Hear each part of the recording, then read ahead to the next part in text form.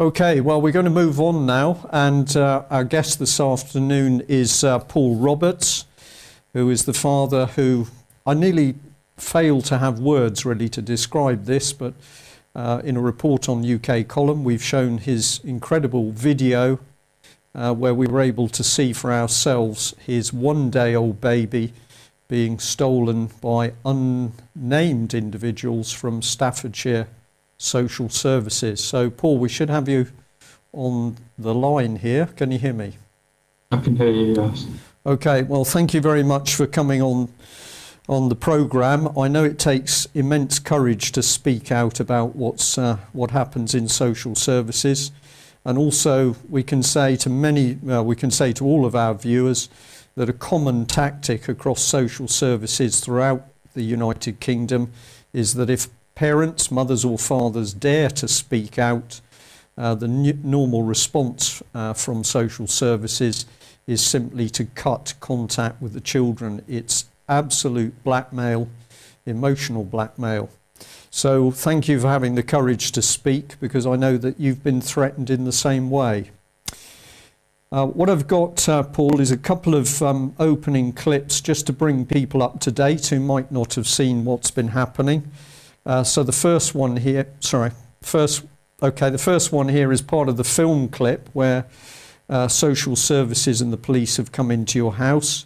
And of course, the thing which was so incredible is that we now know that you simply did not know who these women were. You'd no idea of their names or positions or status. They're obviously able to get into your house by the fact that they were with a police WPC and a police officer. They were also accompanied by a man. This is the man concerned. We understand that he has now been named, and we believe he's Michael O'Connor. But we will say to people watching the programme today, there are many people who have the same name, and therefore great care has to be taken. But the important thing is here is if we have people who are taking away children, surely we should all know who they are and what their positions are. So with that as an introduction, Paul, would you like to tell us what you would like to say about what's happened? Well, I'd like to know how they managed to get the emergency protection order for starters. Because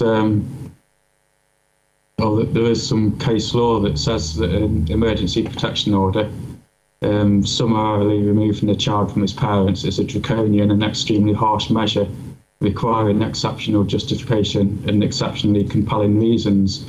And it goes on to say they should try everything in their power before even contemplating separation, and they should they should have evidence that the child is in imminent danger, for starters.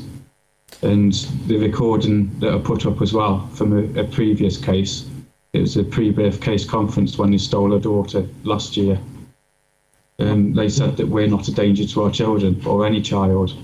And they said that they did have a problem with parenting.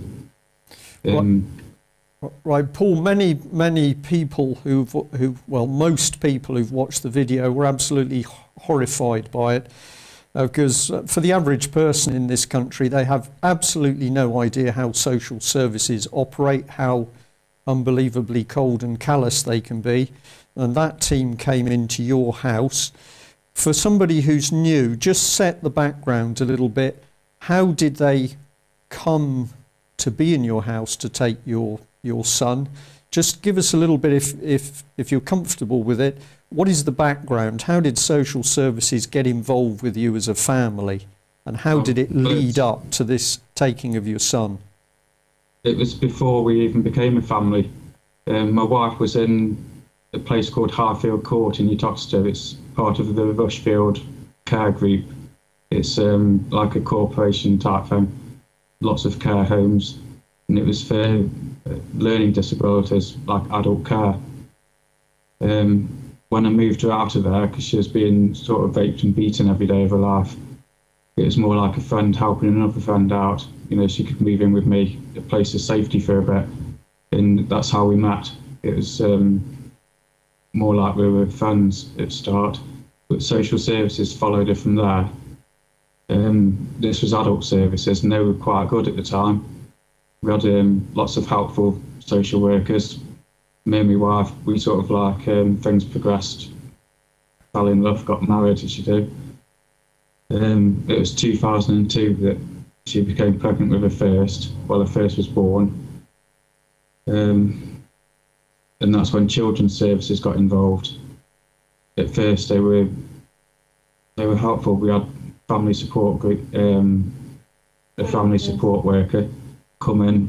They'd see just for a cup of tea and a chat, see how we are. If we needed any support or help with anything, they'd sort it out, you know, or they'd sort of like point us in the right direction. Things were going well until our eldest was age 7, and we had another daughter. She was age 1 at the time.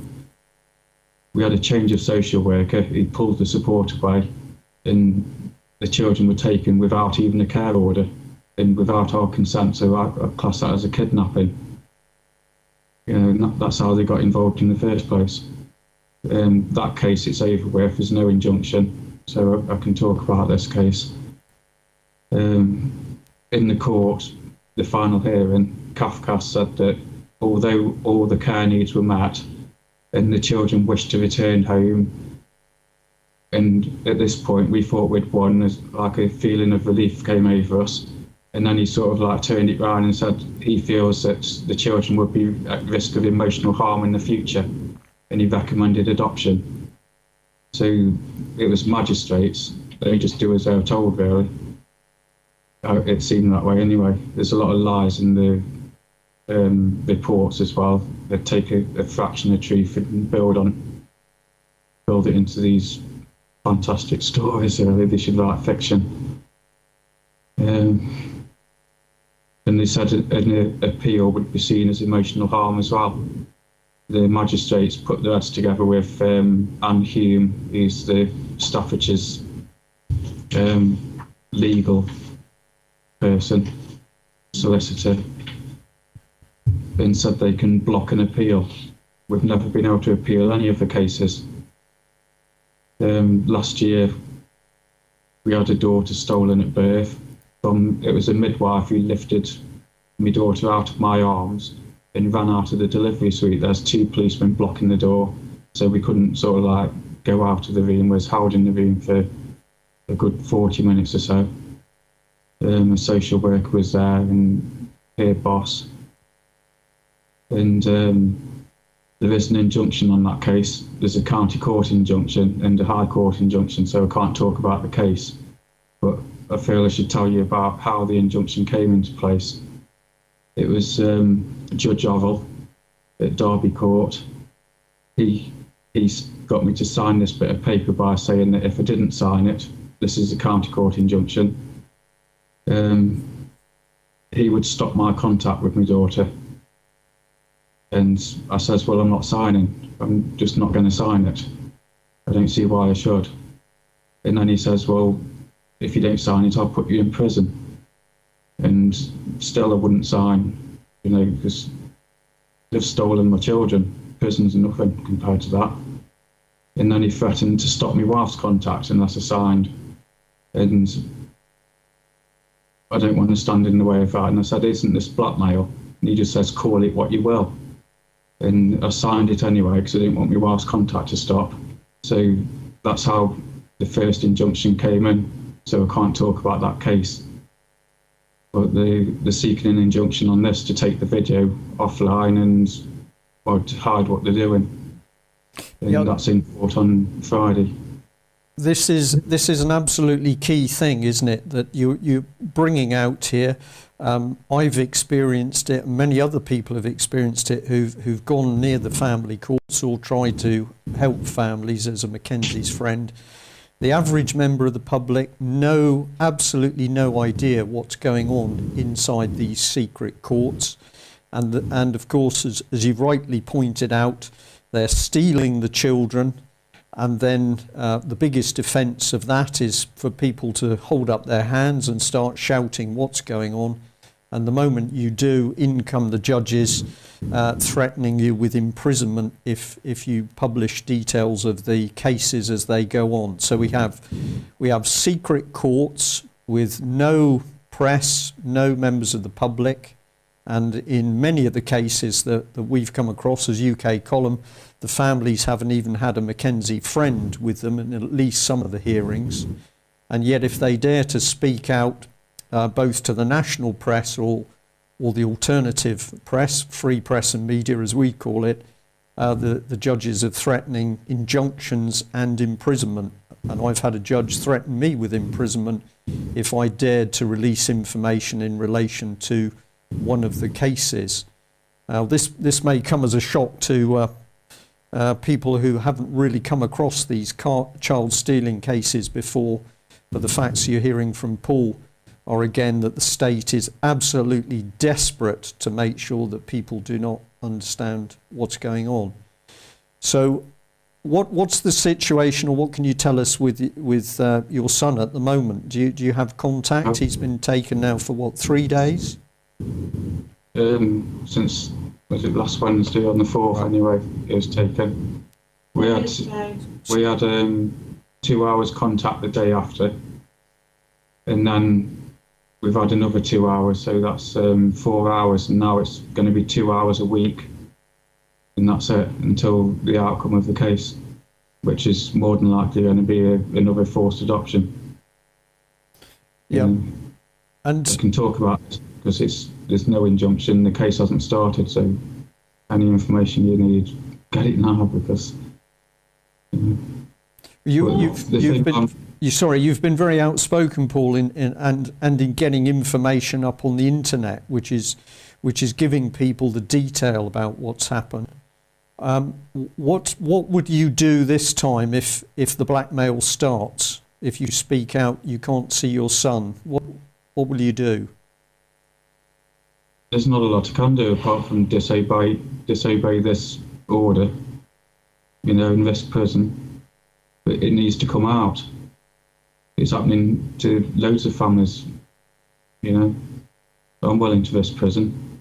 I'm not committing a crime. I'm not doing anything wrong. These courts, they're not even the Coronation Oath, 1950 odd. There wasn't even family courts around then. She's the Queen swore an oath to the people to govern us using HM government, which everyone's voted in. That's how she governs us, according to our laws and customs. Well, there was no such thing as family courts back then in these private courts. So this isn't even part of our laws and customs, and they've got judges sitting in private. They can only send people to prison. If you look at our Bill of Rights and going back to Magna Carta days, if we've been found guilty by a jury of our peers, and then the judge decides the sentence. That's how justice should work. Yes. When the police came into your house, Paul, you were absolutely brilliant, and a lot of people have commented on this. Asher as well. You both, under the circumstances, stayed unbelievably calm. But at one point you challenged the police officer, in particular the male police officer, with what he knew about law. And he didn't seem to really understand very much about what he was doing. No, they have to follow the orders, though. That's it. That's what I've been explained by a local policeman as well. He says they have to follow the orders. That's how it works now. They've got no idea about the law, or if they have, they're too scared to follow the law because they'll lose a job. It's all about following orders. And that is a very scary statement, isn't it? That you've got social service teams who are buried inside local authorities. They're not even accountable to the elected councillors. But those social services teams, presumably with the help of the local authority's legal team, can now tell the local police what to do. Is that what you're suggesting? Yeah, they just get an order from a magistrate who might be an employee of Staffordshire County Council. He just signs a piece of paper, and they have to follow this order. And the term local authority, it's just a legal term. it's in tax law. It makes them tax exempt as well. I've just found out the other day. So they're doing all this. It's just a levying law or something. They can levy land, property, money and children, as we found out, using this legal term called local authority. And anyone who helps, there's people called local authority associations, who that's another legal term as well. It's the people who assist local authority to reach their goals and targets and to achieve what they're set out to do. So I'm thinking that the police, following the orders, they're working under the legal term local authority association, as well as CAFCAS and the family courts, and because these are private courts, they're probably hired by the child stealers as well. But how can we prove this? Well, what we've got to do, I think, Paul, is we've got to get as many people as possible across the country digging, researching, lifting up the stones to see what's underneath. I've actually got a couple of slides with the information that you've already given me on this subject. But before we look at that, yeah, it's okay, Mike, go ahead, because I just want to bring us back to what's sort of happening around this business of children being taken. And if anybody out there still sort of doubts what Paul and Asher are saying, if there's anybody who thinks, well, this is all, one story, across UK and over the internet, we now have more and more people who are speaking out. They are shouting that children are being unlawfully stolen from their parents by the British government. And I've got a selection of just sites here where people are talking and speaking out. This is the Alliance of People Against the State. We've got another one, should come up in a minute. Is it going to behave itself? Yeah, here we are.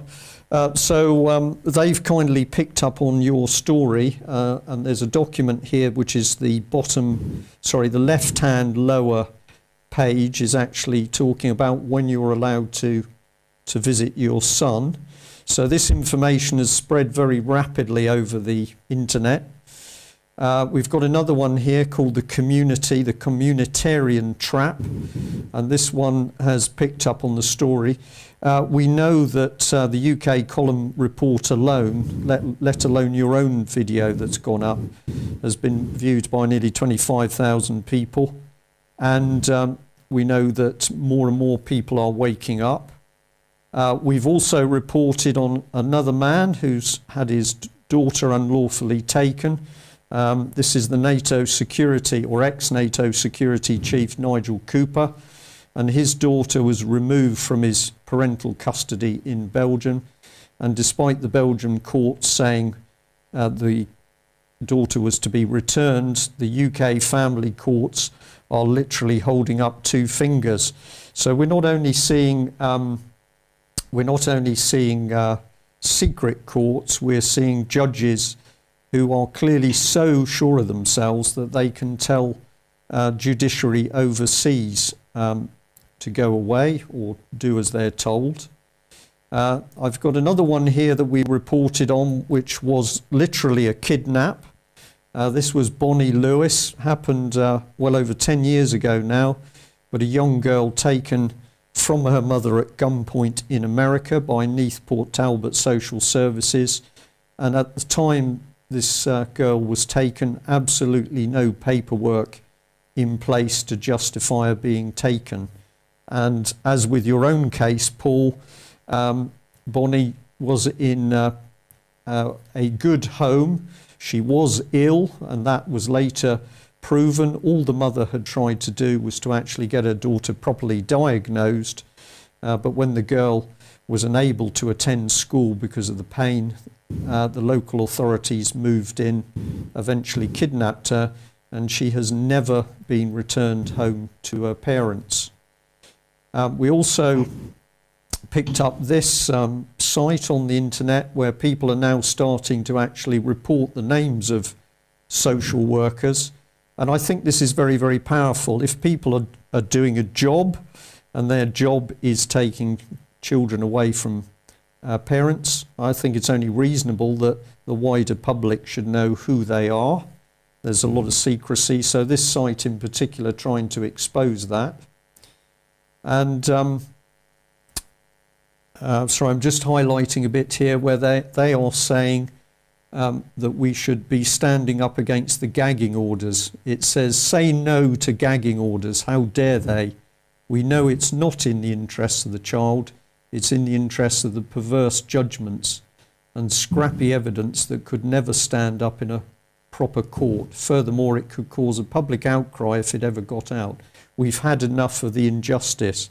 So that site pretty strong in speaking out about the gagging orders, but also starting to name and shame the social workers. And we also put up the comment from Michael Ellis MP as a typical response. This is what he had to say with regard to your case. Thank you for your email. I cannot comment on the specific case that you've brought to my attention, as I do not have all the details. There are very strict rules governing this matter, and local authorities must adhere to them. I'm sure that if any impropriety has taken place, this will be investigated by the relevant authority. When you read this type of dross reply and you look at what's happening across the country with children, Elm House in London or Jimmy Savile, is this man ignorant, or, I don't know, is he a fool? There's something wrong. Have you had any help from your local MP at all? No, he's just not interested. He seems more interested in putting an army uniform on, pretending as a soldier, having photographs taken, and the brewing business, you know, which is quite a big business around where he lives. But as far as families go, he's just not interested. Whether he's scared to get involved, I don't know. But that reply there, we can't get involved in any individual cases, that's the normal reply. I've had that reply every time I've contacted someone, not just about my case, but other cases or a collection of cases. They always say they can't get involved in any individual case. It's like just a brush off. They're just not interested. And am I right in thinking that this man is actually your MP? What's his name? Michael Ellis. Andrew Griffiths. His name is Andrew Griffiths from Burton-on-Trent. Right. So we're already seeing this same audit trail, if we call it that when people go to their MPs for help, they don't get it. Parliament was virtually empty when there was a debate recently on child safety, and we contrast that today with the fact that we've got people across all parties calling for MPs to come together to celebrate the life of Maggie Thatcher. But when people are talking about the tens of thousands of children being falsely taken from their parents across the UK, Parliament is empty for the debate. It says something about what's going on. Yeah. Well, I've said, you know, if a child's being abused, that's a criminal offence, and the police should get involved. It should go to a criminal court instead of hidden away in these private courts. Because then it'll mean the abusers get punished. And if, like in our case, you've got social workers making all sorts of stories up, then they look at every bit of evidence in the criminal court with a jury, and if social workers are found to be lying, that's perjury. They'll get in trouble. It's the prison sentence. There's just no justice at all. You know, you get social workers lying, you get the legal teams making stories up out of little bits of truth and adding to it. They're going after because I had a spell of depression sort of over 3 years ago. They're calling it a history of depression, and they're bringing my mental health into it now. You know, they want me to go to the doctors and get some sort of medication for mental illness that I've not been diagnosed with. You know, they want to get me back into the system and go after me on the mental health side of things. Well, of course, this is common tactics across many, if not most of the cases, that if the parents actually fight for their children, the response from social services is to ask for a psychiatric assessment.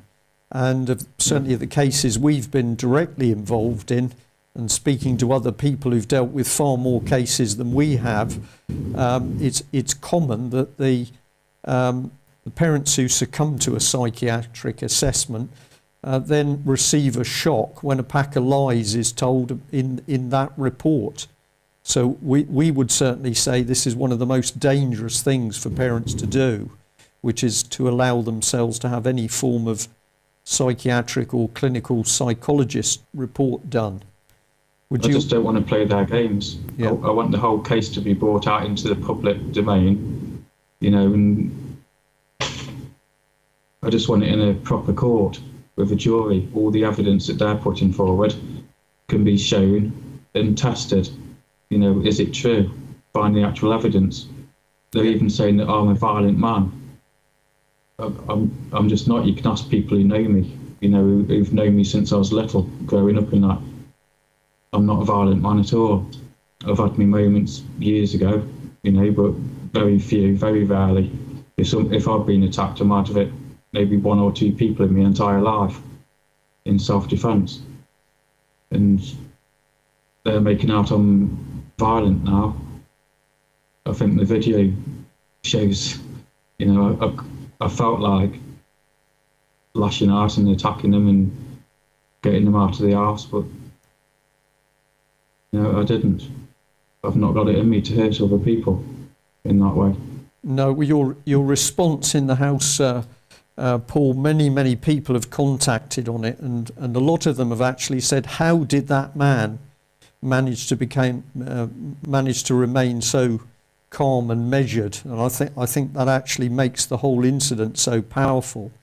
Both of you have commented on the behaviour of the social services team, and I had a lengthy chat with Asher. I've lost track of my evenings now, but evening before last, and you were both commenting on the strange behaviour of the social services team. Tell us what you feel about their behaviour. They're just not giving us a chance, any type of chance. We've asked them if they could put the support back in place that was working before they snatched our eldest two children, which was basically a family support worker popping in for a cup of tea and a chat when they're in the area. And if we've got any problems that we come across, you know, these are normal problems though, like the social worker from the last case, even though I can't talk about the case,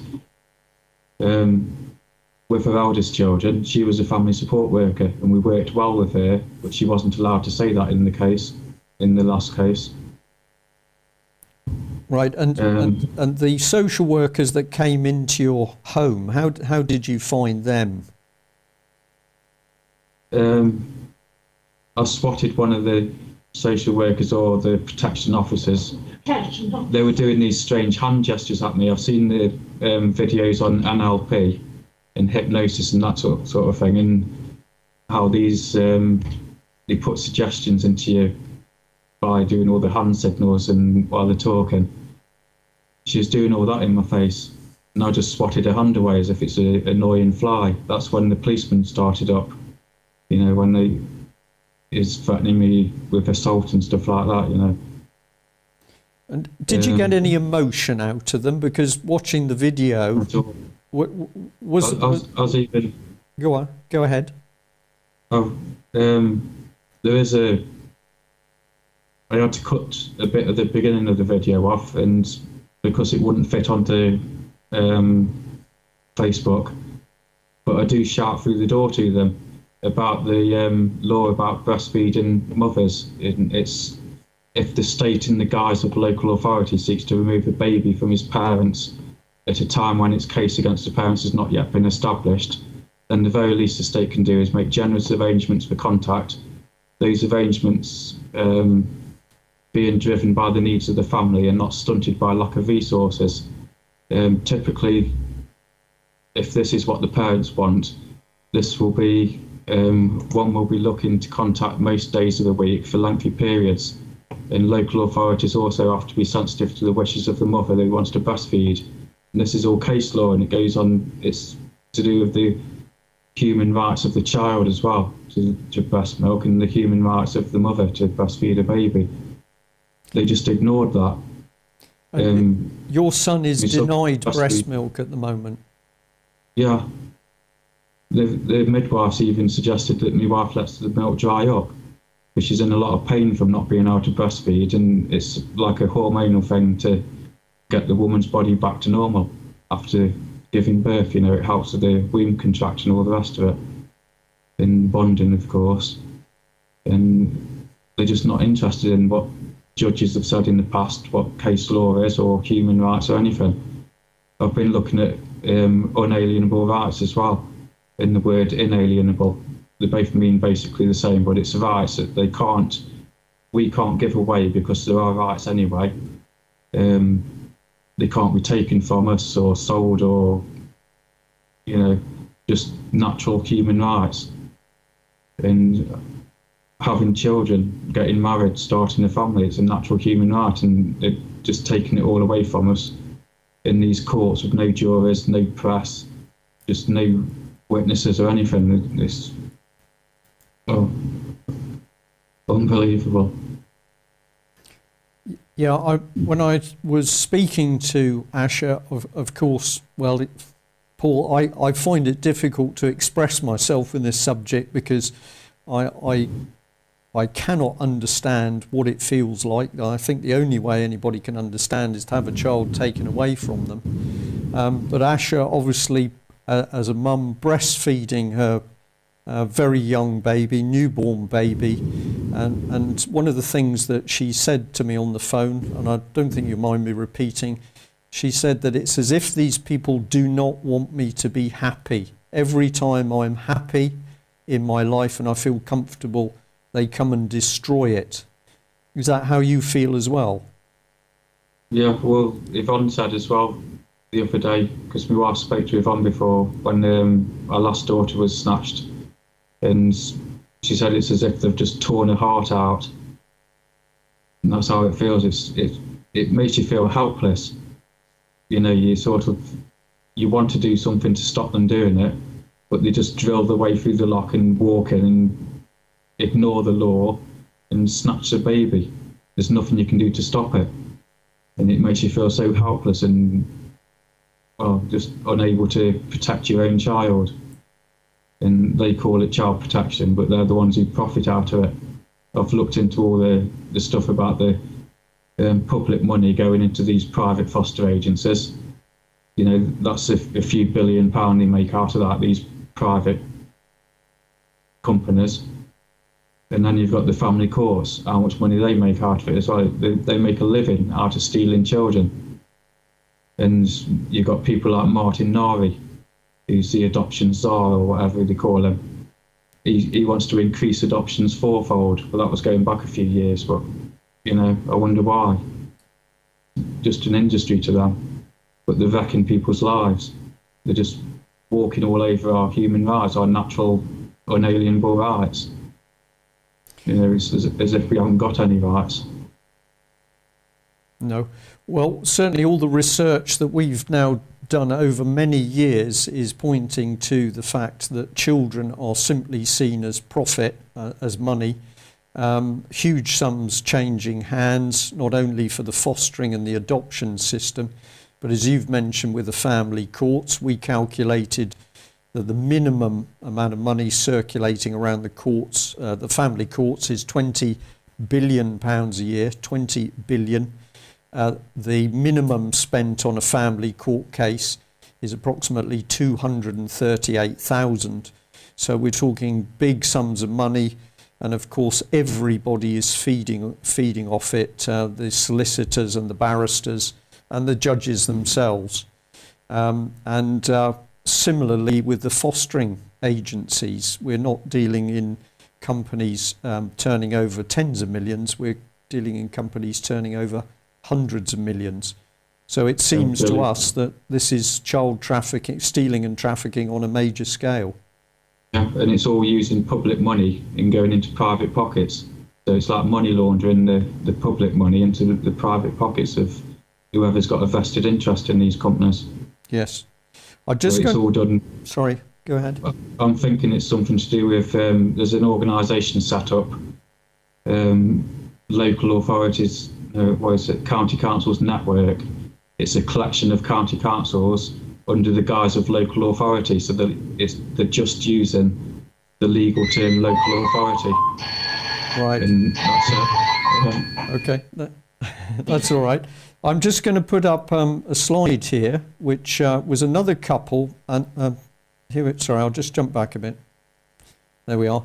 A lovely couple in Plymouth, Oliver and Melissa, and I've brought them up in relation to your case because this is another couple that have had 5 children taken from them, all on the basis of a lie in the original case. And the Franklin story, quite remarkable and horrific, that their first born baby was supposedly diagnosed with a cancer, and the proposed treatment was so draconian that Melissa, the mother, said there's no way this can be right. Her mother's instinct said that what the diagnosis the hospital were giving was not correct. Social services were then brought in. They took the baby away.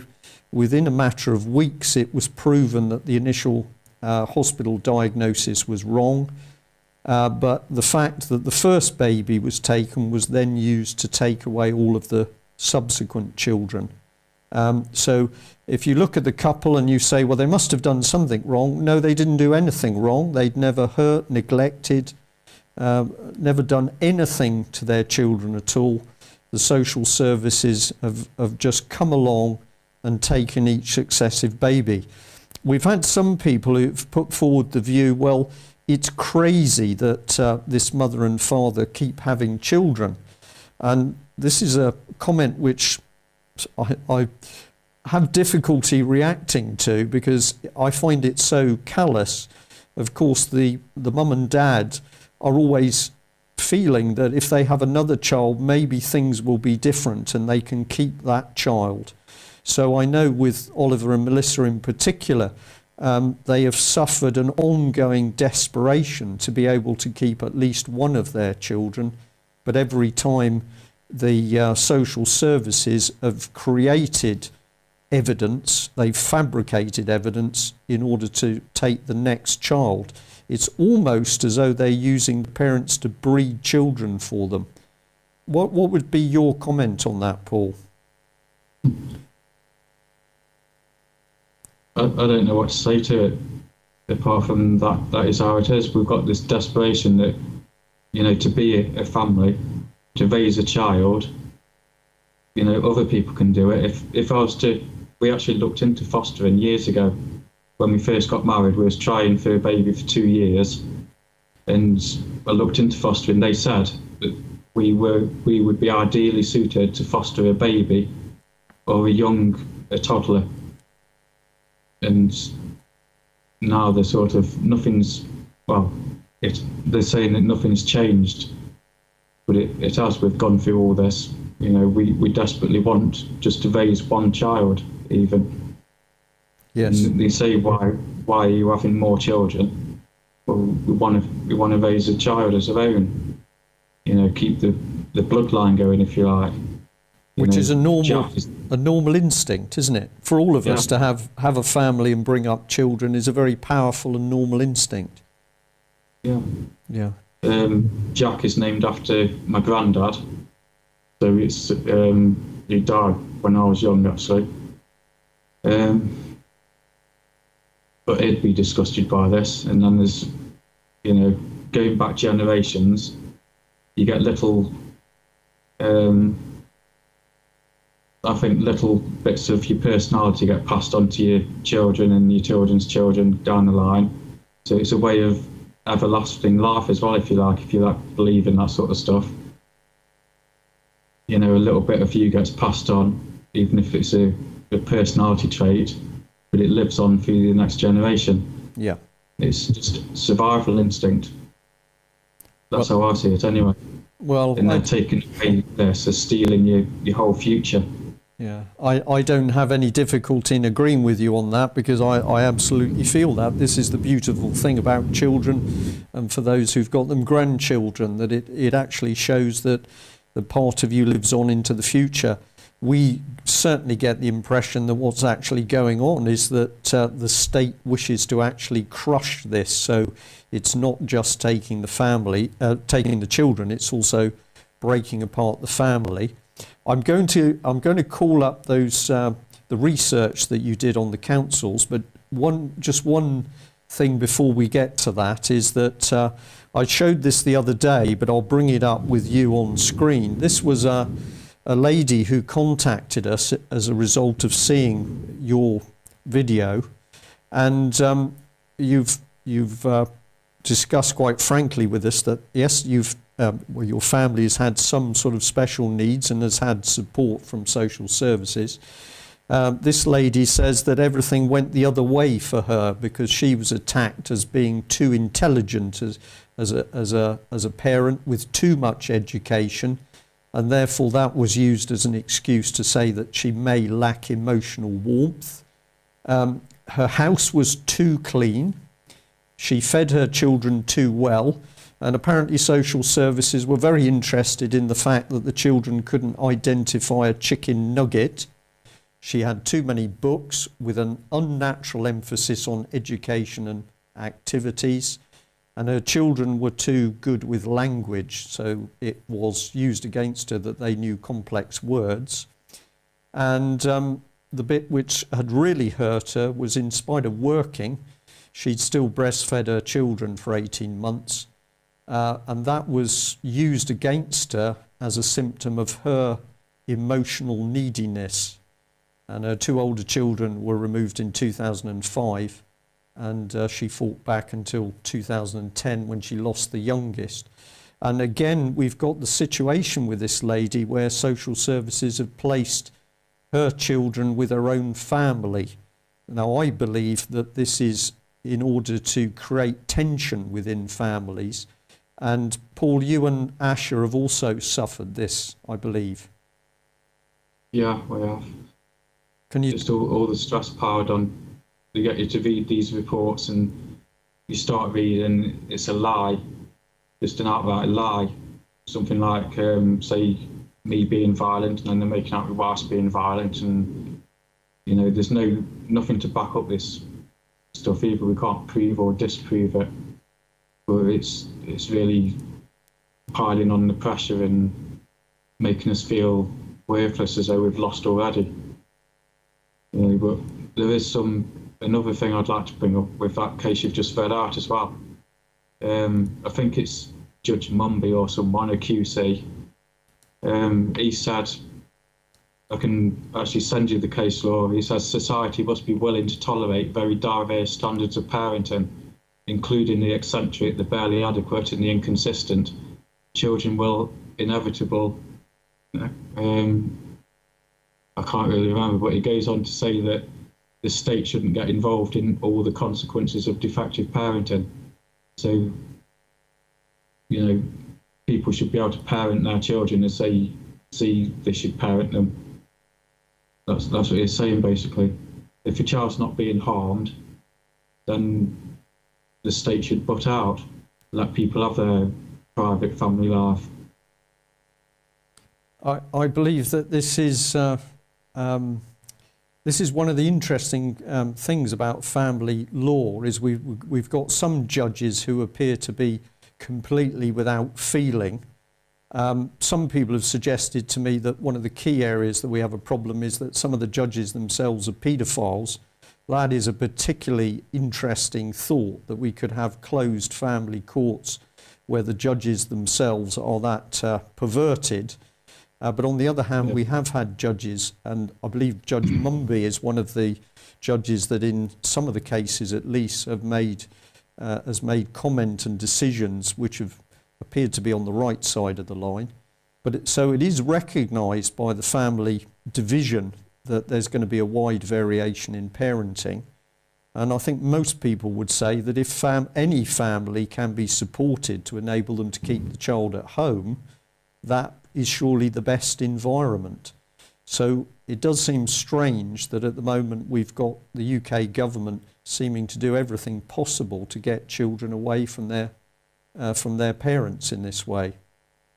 Yeah, but if they were to give someone a family support worker, how much does it cost a family support worker? How much pay would they get per week from the state?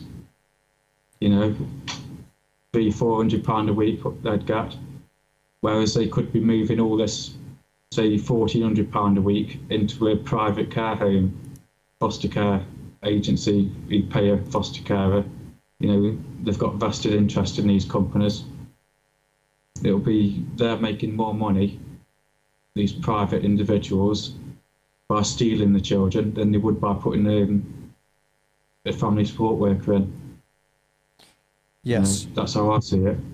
Well, I believe the money trail is the key. Now, I'm going to bring up, we've got about 7 minutes to go. I'm just going to bring up on screen some of the things that you talked about in relation to local authorities. This is a little bit raw, if you like, but people can freeze the video screen and see it for themselves. But you're talking about the meaning of a local authority. It's a legal term used to levy. We've only got relatively few minutes, so just very quickly, just give us an explanation for each of these. So it's a legal term used to levy, and you've quoted taxworld.co.uk. Yeah, there are some other links I came across as well. I sent them to Lou, so she could probably send them across to you. But the local authority is just a legal term, and it gives them the power to levy money, property, children, land. That's all it is. It's a levy and a special levy, which is basically stealing. They can just walk in and take whatever they want because they're using the legal term local authority. These councils, they go under the guise of local authority when they do these things. Okay, and then you've picked up on this local authority association as well, and you actually said agencies involved in stealing children. Yeah, I believe that they are using the legal term local authority association, because it's the local authority associations are people whose job it is to help local authority achieve their goals and reach their targets or do whatever local authority wants to do. So you've got the police who only take orders, they don't deal with law anymore. You've got the family courts, private courts, who are making money from stealing children. I believe they're local authority associations. You've got CAFCAS, who deliberately, they don't even meet parents, but they side with social services or whoever's stealing the children. So they all tie in with local authority association, or the legal definition of it. You know, they're helping the council to achieve their adoption scorecards, you know, get their little mark on them. Right. You know, and this also ties in with what we covered earlier in the news, the fixated threat assessment centre, where people are being regarded as future threats, and they're being picked up and sectioned by a very secretive little government police organisation. And we've also got the multi-agency public protection arrangement, MAPA, which is a spider's network of organisations which are reporting on people who supposedly may be causing trouble in an area. But what we're also seeing is that that MAPA organisation is also being used to target parents who try and fight back after their children have been stolen. So you're adding another layer to this by saying that the local authority association is tying these groups into even more of a spider's web. Yeah, there's all these little legal terms that they use and legal definitions of words. You know, they can change the meaning of a word to totally turn things around, and you know, this is legalese. They're playing tricks and pulling the wool over everyone's eyes. Right. And what about if you do research? Sorry? if you research these things, you know, which a lot of parents probably wouldn't because they're so traumatised by it. But this is our fourth child. We've been looking into all this for over 3 years, just trying to find something to fight back with. And you come across all this information, and people point you towards something else, and you look into that, and it leads you somewhere else. And you know, it is. I believe John Hemming, the MP, said it's a can of worms, and no one wants to lift the lid. Well, they should. People should lift the lid, and they can see what a mess it is. You know, start with one worm at a time. Keep taking them out. Have a look at them. You know, look at all these little organisations. Follow the money. Yeah, I think you're absolutely right, Paul.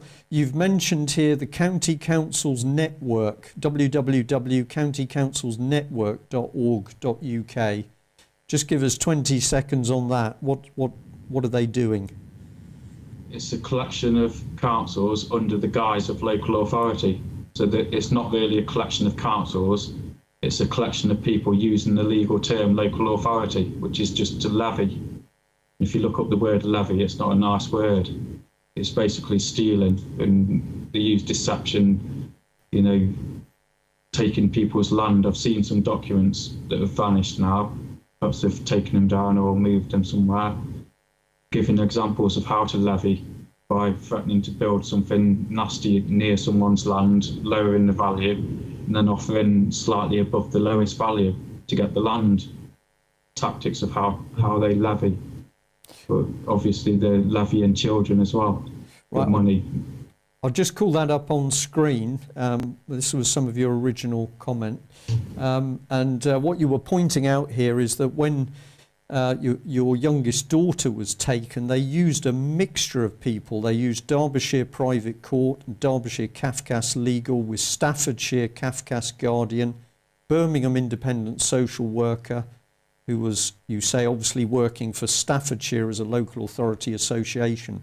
So we've got a very, very devious network. So if you try and pin down who's responsible, who's accountable, they all hide behind this nebulous relationship between them all.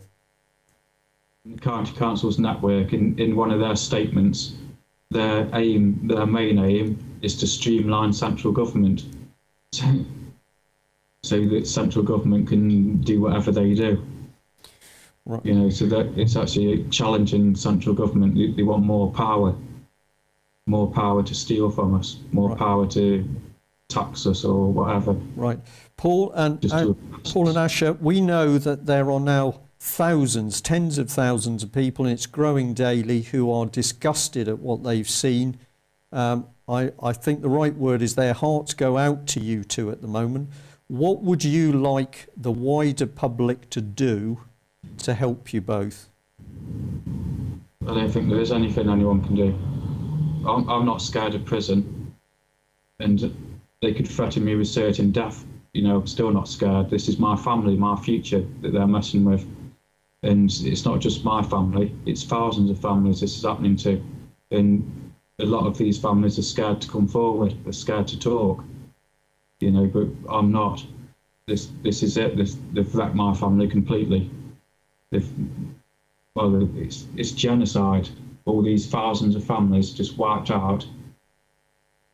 Right. You know, it says in the laws, removing one child from one group, which is a family group, and putting him with another family group. It's in the genocide legal definition of that. Why aren't anyone doing anything about it? What are the police doing? Well, Paul, I'm going to say to you that I think the public have got a job to do. That's all of us, every man and woman in this country, because we've got to do what you really suggested back there in a little bit earlier. You said that basically we need to pull these people out of their little holes and examine them and see what they're doing.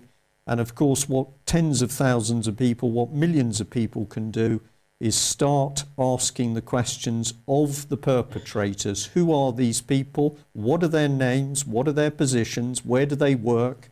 Who is paying them? Who is organising them? Why won't the MPs take any responsibility for this disgraceful stealing and abuse of children? The public needs to ask the questions, and if they do, we'll be well on the way to stopping it. We've got to leave you there, Paul, because we've run out of time now. You've got a court case coming up. Can you just tell us where that is and the time so that people know? Yeah. As far as I know, it's in Derby County Court, which is opposite the Eagle Centre. And when is that? Tomorrow? Pardon? Tomorrow? Tomorrow at 10. Tomorrow at 10 o'clock in Derby? Derby Okay. County Court. So for any of the people out there who are up north, and we're allowed to say that, of course, perhaps you could get yourselves to the court in order to give peaceful, calm, well-behaved support to this family. It's up to us to stop what's going on. Thank you for joining us. I'm sure UK Column Live will be reporting more cases of this type of abuse by the British government. Goodbye.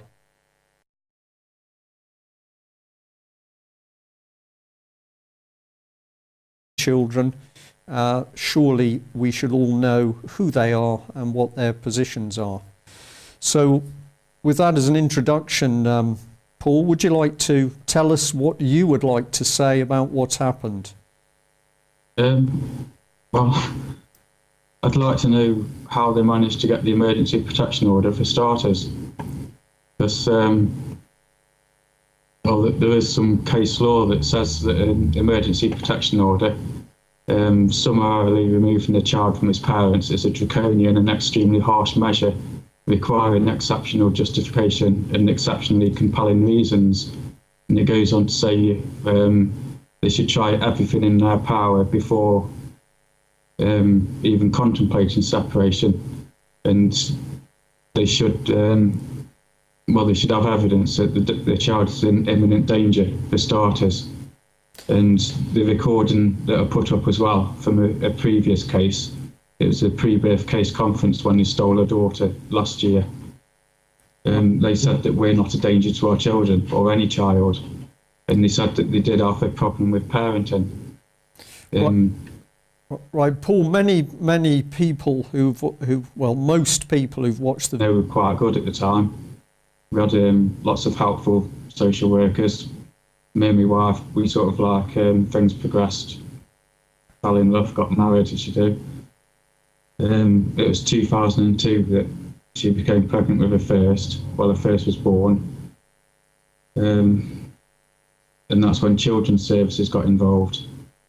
At first, they were helpful. We had family support group, a family support worker come in.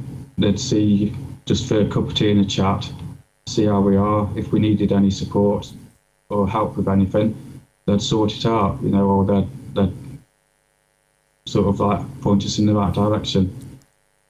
Things were going well until our eldest was age 7 and we had another daughter. She was age 1 at the time. We had a change of social worker. He pulled the support away and the children were taken without even a care order and without our consent, so I class that as a kidnapping. That's how they got involved in the first place. That case, it's over with, there's no injunction, so I can talk about this case. In the court, the video, we're absolutely horrified by it, because for the average person in this country, they have absolutely no idea how social services operate, how unbelievably cold and callous they can be. And that team came into your house. For somebody who's new, just set the background a little bit. How did they come to be in your house to take your son? Just give us a little bit, if you're comfortable with it. What is the background? How did social services get involved with you as a family?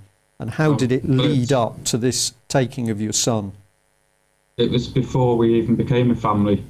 My wife was in a place called Highfield Court in Uttoxeter. It's part of the Rushfield Care Group. It's like a corporation type thing, lots of care homes, and it was for learning disabilities, like adult care.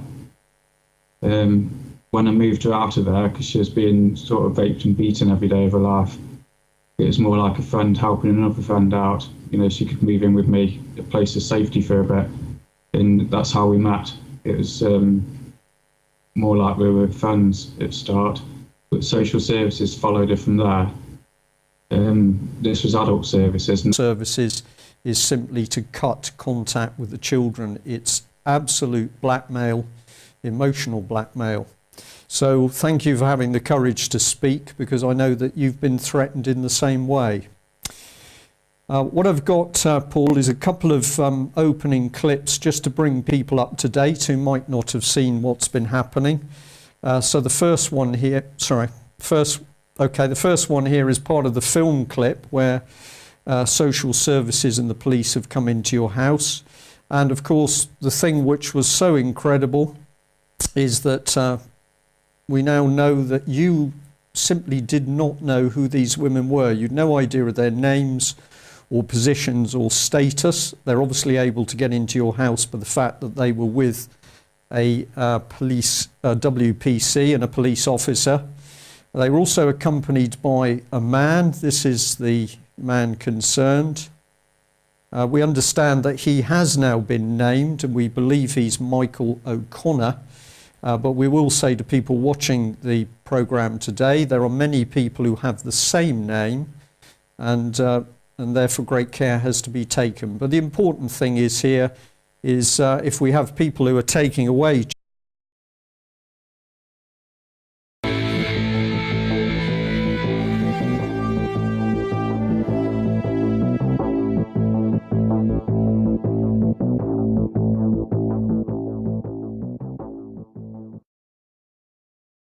Okay, well, we're going to move on now, and our guest this afternoon is Paul Roberts, who is the father who, I nearly failed to have words really to describe this, but in a report on UK Column, we've shown his incredible video where we were able to see for ourselves his one-day-old baby being stolen by unnamed individuals from Staffordshire Social Services. So, Paul, we should have you on the line here. Can you hear me? I can hear you, yes. Okay, well, thank you very much for coming on the programme. I know it takes immense courage to speak out about what happens in social services, and also we can say to all of our viewers that a common tactic across social services throughout the United Kingdom is that if parents, mothers or fathers dare to speak out, the normal response from social